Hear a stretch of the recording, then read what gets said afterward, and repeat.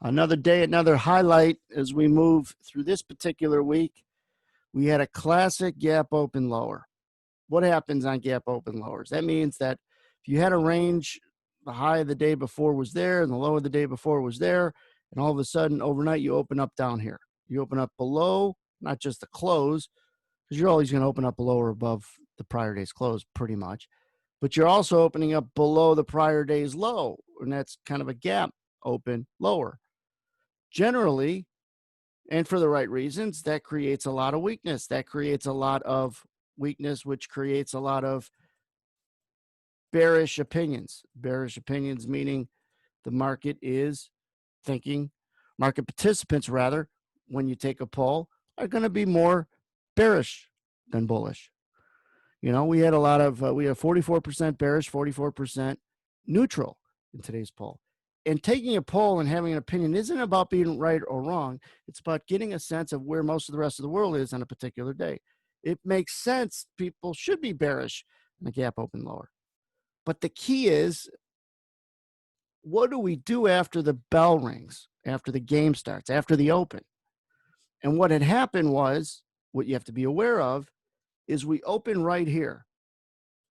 We open down here in the S&P minis. And you do this philosophy with any market. We closed yesterday like up over there. So we were opening up lower, or not only closed, but the low yesterday was there. So we're opening up below the prior day's range. We open up in this circle, correct? And we do nothing but just grind higher in the first 15 or 20 minutes. And it actually got me short and stuck for a small loser. And it was, I don't know if it was a little below there, but either way, I totally changed and thought, when I say totally changed, I said, well, what you have to be worried about when a lot of people are bearish to start the day and it's not working is you either change your opinion, but you can't hang on to that thought, because guess what? A lot of people are getting stuck short. And the ones who don't know what they're doing are hanging on to it and getting stuck short because it's an overwhelmingly bearish opinion to start the day. It's not working.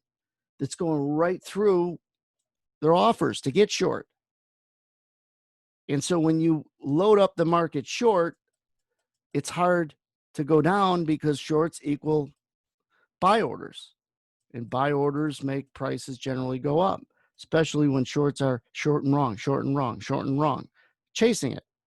There was an interesting level, though, right here that a lot of people watch called the VWAP, volume weighted average price. Most people use it, know it, especially profilers. It's a good level, good target. Good entry sometimes, good support, but it raced right through it like it wasn't even there. And that's when I had told people, if you're short, you got to really either get out or work to get out, because that's not good. It shouldn't just fly through there. That coupled with a lot of people that are bearish because of how the day is starting. And generally what happens when you fly through a good level, and it was supposed to be resistance, it works as good support. Old resistance, new support. Old resistance, new support. And that's exactly what happened down in there. So you needed to kind of put horns on and be a little bit less bearish or more bullish when it sliced through the VWAP, given the context of how we opened. And then the right side was the upside the rest of the session. And what we were able to do in the room is not necessarily getting people long, which is important, but making sure that if anybody was going to take open short positions, be careful.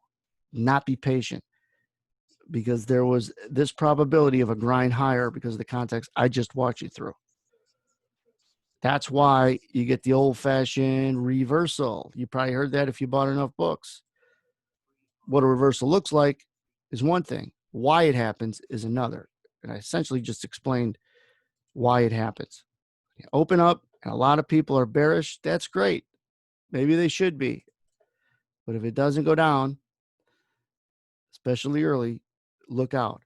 Another clue to this is yesterday's range. Yesterday's range is the VWAP was on this chart. I want to show you the VWAP, but we went right through it. Yesterday's range, I'll show you a quick, simple profile I got.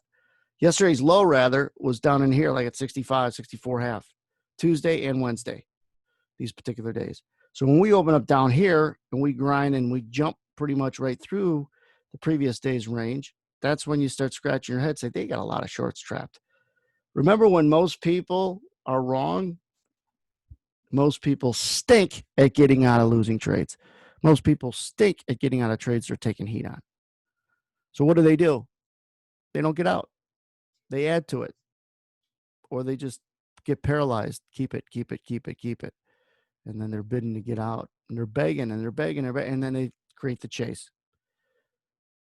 That's the definition and dynamic that's at play when you have a reversal. Gap open lower, you jump in the prior's day range. You got everybody that was bearish, which were a lot of people, to get pain as soon as they get short. Pain as soon as they get short. Pain as soon as they get short. Good luck.